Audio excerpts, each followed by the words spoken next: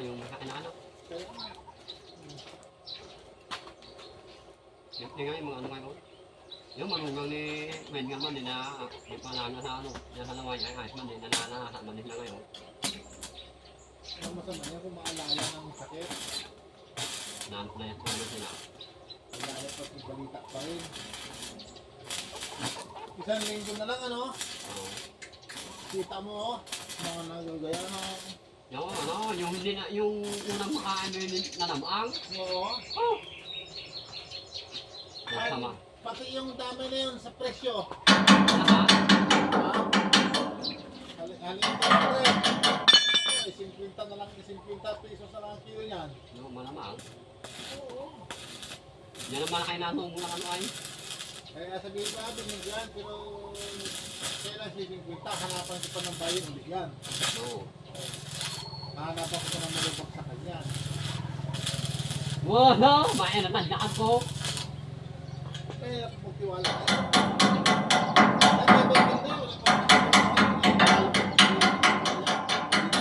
Mga baboy ay hindi mo alam yan kung No. Maganda yan kung ano kay Marlene noon. Yung hindi ka nagmain ng tao. yung Yung mga, ano ba eh. Yung may head yung nanmo, ayan to. kahit pa sa dapat ito sabihin ng maraming kasiyahan. Kasi yung panahangin. Inalabas din mo nila. Oo.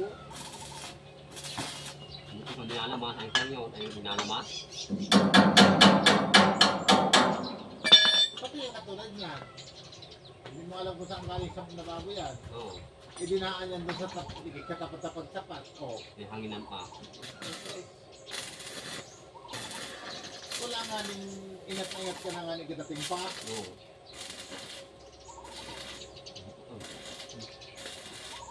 Ilang na ngay gawin mo ang tigil ni Mitso. Lagi makapasok ang mga jam sa hangin. Oo.